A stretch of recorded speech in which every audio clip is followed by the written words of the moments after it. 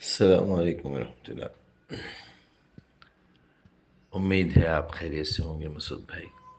دیکھا میں آپ نے جو لنک بھیجا ہے، ماشاء اللہ کیا حلیہ ہے، کیا اٹریکشن ہے۔ خنزیر کے گوشت پہ چاندی کا ورق لگا ہوا ہے اور اس کو باسمتی چاول میں بنایا گیا ہے، لیکن گوشت ہے خنزیر کا۔ یہ مثال میں سمجھتا ہوں بہت اچھی طریقے سے سوٹ ہوتی ہے لوگوں پہ۔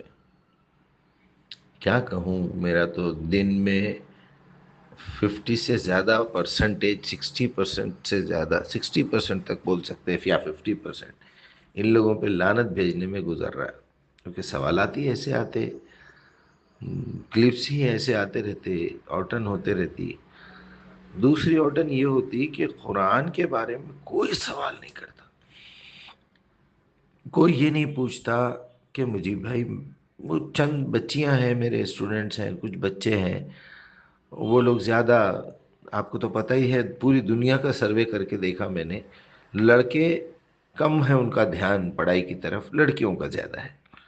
تو علم حاصل کرنے میں لڑکیاں آج کل زیادہ ہیں، اور اللہ ان کی حفاظت فرمائے، اور لڑکے جو ہے کم ہیں۔ اسی طرح دین کے معاملے میں بھی آج کل میں دیکھ رہا ہوں کہ لڑکیوں کا رجحان بڑا زبردست ہے، بس ان کو صحیح گائیڈنس چاہیے۔ اللہ اس جنریشن کی حفاظت کرے، کیونکہ ان بچیوں کے ذریعے سے جو اولاد دنیا میں آئیں گے بہت اچھے نکلیں گے وہ بچے انشاءاللہ۔ بہرحال پرانا کچرا صاف ہو رہا ہے، اللہ کرے یہ جو کچرا آپ نے بھیجا ہے یہ بھی صاف ہو جائے جلدی جلدی۔ اللہ ان کے اوپر لعنت تو بھیج ہی رہا ہے، بلکہ ان کی وجہ سے لعنت آئی ہے مسلمانوں پہ۔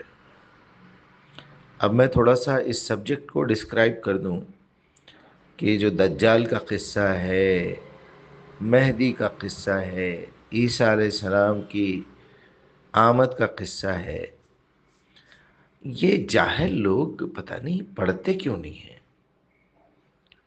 ارے تم قرآن پڑھنے کی حیثیت تم نہیں رکھتے، قرآن سمجھنے کی حیثیت نہیں رکھتے، قرآن کو لکھنے کی حیثیت نہیں رکھتے، تم بالکل ناپکار، نجس، منحوس، ملعون ہے۔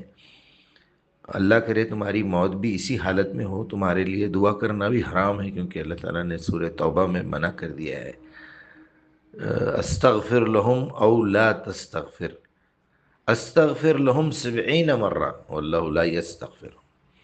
اے نبی تم ان کے بارے میں 70 بار بھی استغفار کرو، 70 بار بھی دعا کرو، تو اللہ قبول کرنے والا نہیں ہے، کیونکہ سواء علیہم انذرتہم ام لم تنذرہم فہم لا یؤمنون، ختم اللہ علی قلوبہم سمعہم ابصارہم۔ چلیے ٹھیک ہے، اب تھوڑا سا اگر کوئی بھی روایت پہ ہی بھروسہ کریں، کیونکہ قرآن پہ تو ان کو بھروسہ ہے ہی نہیں، پڑھے ہی نہیں، اور بھروسہ ہی نہیں ہے اس لیے کیونکہ ان کو فائنل اسٹاپ سے بہت پہلے ہی روک دیا گیا ہے، پہلے اسٹیشن پہ اتار دیے، کوئی بریلوی اسٹیشن پہ اتر گیا، کوئی دیوبندی اسٹیشن پہ اتر گیا، کوئی اہل حدیث اسٹیشن پہ اتر گیا، اور جو بالکل بھٹکی ہوئی ٹرینیں ہیں وہ تو پھر وہ رافضی، قادیانی، اہل قرآن، اور یہ ایک روٹ ہی بدل گئی ان لوگوں کی، جانا تھا بمبئی اور بیٹھ گئے دلی کی ٹرین میں، ایسا ہو گیا۔ اس میں بھی چلو بھائی تھوڑا بہت امید تھی کہ یہ دو فرقے جو ہیں تبلیغی اور اہل حدیث، یہ کم سے کم ایک صحیح رخ پہ تو نظر آ رہے تھے، توحید والا اسٹیشن تو تھا ان کے پاس، مگر آگے جا کے پتا چلا ان سے بڑے مشرک تو کوئی بھی نہیں ہے، وہ بریلوی تو جاہل ہے۔ تو بہرحال یہ پڑھتے کیوں نہیں ہیں، سمجھتے کیوں نہیں ہیں، ان کے پاس عقل کیوں نہیں ہے فیصلہ کرنے کی؟ تو مجھے اس کا جواب یہ ملا، ان کے اوپر اللہ کی لعنت ہے۔ وہ لعنت اس لیے ہے کیونکہ انہوں نے قرآن سے بڑھ کے ان کتابوں کو اہمیت دی ہے جو انسانی لکھی ہوئی کتابیں ہیں۔ اللہ کی کتاب جو نبی کے پاس آئی ہے، اگر اس کتاب پہ بھروسہ رکھتے اور اس کو کتاب کو سمجھنے کے لیے سورہ فاتحہ کا بہترین طریقہ تھا، اس کا استعمال کرتے، آگے کی آیتوں میں جو تفصیل بیان کی گئی ہے، بار بار آفر دیا جا رہا ہے کہ مجھ سے پوچھو، مجھ سے پوچھو، مجھ سے مانگو راستہ، مجھ سے مانگو فہم، رب اشرح لی صدری یسر لی امری۔ تو تم نے جو ہے میری توحید کا انکار کیا، میرے جو ہے حی القیوم کا انکار کیا، میرے علام الغیوب ہونے کا انکار کیا، میری کتاب کو مکمل نہیں سمجھا تم نے، بے سہارا، لنگڑی لولی، اندھی بہری، نامکمل، ویسٹ کتاب بتا دیا دنیا کے سامنے۔ میں نے کہا تھا یہ کتاب آسان ہے، تم نے مشہور کیا کہ یہ کتاب مشکل ہے نہ پڑھنا۔ میں نے علل اعلان کہا تھا کہ یہ کتاب مکمل ہے، اور تم نے جو ہے روایتوں کو گھسیڑ گھسیڑ کے، بازو کھڑا کر کے، اسٹیج پہ جگہ ہی نہیں بچی، قرآن تو پیچھے گر گئی اسٹیج پہ کھڑے ہوئے ہیں تمام ائمہ، ناٹک باز، جھوٹے۔ قرآن مکمل بھی ہے، آسان بھی ہے، اور کیا کہنا چاہیے، ساری انسانیت کے لیے ہے، ہر انسان کے لیے ہے۔ اس کو یہ چور مولویوں کے لیے بنا کے رکھ دیا کہ نہیں قرآن تم نہیں سمجھ سکتے، اور ایسا ویسا۔ پھر محفوظ بھی ہے، انا نحن نزلنا الذکر وانا لہ لحافظون۔ تم نے اتنے شک پیدا کر دیے کہ کوئی آدمی اس کے قریب جانا نہیں چاہ رہا ہے، کیونکہ تم نہیں جا سک رہے ہیں۔ جب تم نہیں جا سک رہے ہیں تو تم نے ثابت کر دیا کہ یہ ہمارا حلیہ، یہ ہماری داڑھی، یہ ہماری ٹوپی، ہمارا اتنے سالوں تک مدرسے میں پڑھنا، جا کے ٹائم ویسٹ کرنا، مدرسین سے فارغ ہو جانا، انہوں نے ہم پہ اپنی فراغت حاصل کر لی، تو جب ہم نہیں جا سک رہے تو تم کیسے جاتے؟ ہم تو بیچ میں ٹھہرے ہوئے ہیں بیریئرز بن کے۔ بہرحال کیا کہوں میں آپ سے کہ یہ یہودیوں کا انتظار تھا کہ ایک مسیح آئے گا، وہ ہمارے خاندان میں سے ہونا چاہیے۔ چنانچہ یہ بات میں کئی بار ریپیٹ کر چکا ہوں، چونکہ آل عمران میں عیسیٰ علیہ السلام پیدا ہوئے تو ان کو کھنس آ گئی، وہ کھنس آج تک نظر آ رہی۔ نبی پاک، نبی پاک، نبی پاک، اس سے بڑا مشرک ہے کوئی؟ پاک تو صرف اللہ ہے، کبھی قرآن پاک، کبھی نبی پاک، کبھی غوث پاک، کبھی میسور پاک۔ یہ کیا ہے؟ کیا ان سے بڑے مشرک ہے کوئی؟ وہ جاہل تو ایک امام کے مقلد ہیں، یہ تو 6 امام کے مقلد ہیں۔ بہرحال وہ انتظار میں رہ گئے۔ جب عیسیٰ کو ڈھونڈ کے انہوں نے قتل کرنے کی کوشش کی تو اللہ تعالیٰ نے ان کو موت دے کے اٹھا لیا۔ قرآن کلیئر الفاظ میں ہے۔ اب چونکہ ان کے اوپر ردے چڑھے ہوئے ہیں، ان کے اوپر کفر کا ایک میل چڑھا ہوا ہے، شرک کا میل چڑھا ہوا ہے، اندھی تقلید کا میل چڑھا ہوا ہے، تو ذہن تو کھلے گا نہیں۔ ختم اللہ علی قلوبہم ان کے۔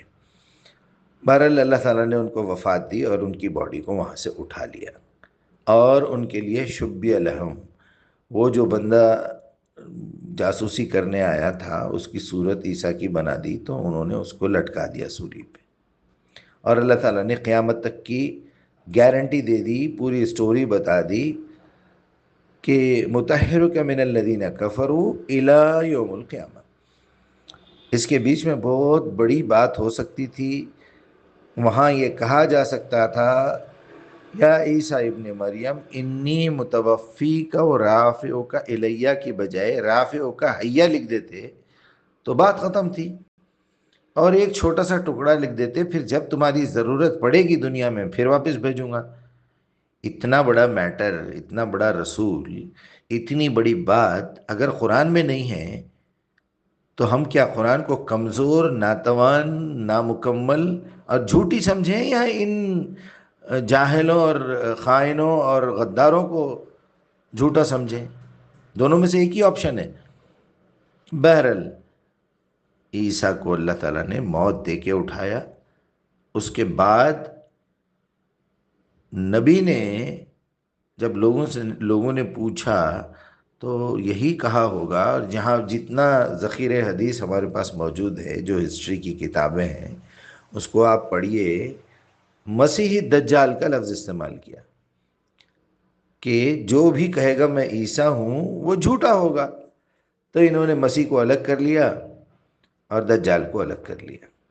رہا مہدی کا سوال، تو وہ مہدی تو محمد رسول اللہ ہے، کبھی پڑھا ہی نہیں انہوں نے مہدی کے بارے میں۔ وہ تلواروں سے لڑیں گے، گھوڑوں کی سواری کریں گے، عرب میں پیدا ہوں گے، جو ہے امی ہوں گے، سب کچھ ہے۔ بہرحال مہدی کا مطلب ہدایت لانے والا یا ہدایت یافتہ، اور اسی ہدا سے بنا ہوا لفظ ہے یہودی، ہدایت یافتہ۔ نصارہ کہتے ہیں مدد کرنے والے، عیسیٰ کی ہیلپ کرنے والے، عیسیٰ کے دین کو ہیلپ کرنے والے۔ چنانچہ وہ نام کے پیچھے آج بھی چل رہے ہیں وہ لوگ، مسیحی، نصارہ، وہ یہودی ہیں۔ خیر بہرحال میں کیا کہوں آپ سے، بڑا افسوس ہوتا ہے یہ دیکھ کے کہ ایک طرف تو ان کے اوپر اللہ کی لعنت ہے، یہ قرآن کو پڑھ بھی نہیں سکتے، سمجھ بھی نہیں سکتے، ان کے دلوں پہ، کانوں پہ، آنکھوں پہ مہر ہے، اور دوسری لعنت یہ ہے کہ اللہ نے خود ان کو جو ہے ایک شیطان کے حوالے کر دیا ہے، یا شیطان کو ان کے حوالے کر دیا ہے کہ لے جا اس کو جہنم میں جانے تک اس کا ساتھ دینا، اس پوری قوم کا، اس پورے یہ اس طرح کے جو بناوٹی مولوی اور جو ہے یہ خائن جاہل منافقین ہیں، تم ان کو جہنم تک لے کے جانا۔ اور یہ روایتوں کے پیچھے ایسے بھاگیں گے، ایسے بھاگیں گے کہ قرآن کا انکار کریں گے، اور وہ ہو رہا ہے، اور بے شمار مثالیں ہیں۔ بات کرتے کرتے 11 منٹ ہو گئے، لعنت بھیجتے بھیجتے ٹائم نکل جا رہا ہے۔ اللہ ہم کو محفوظ رکھے بس۔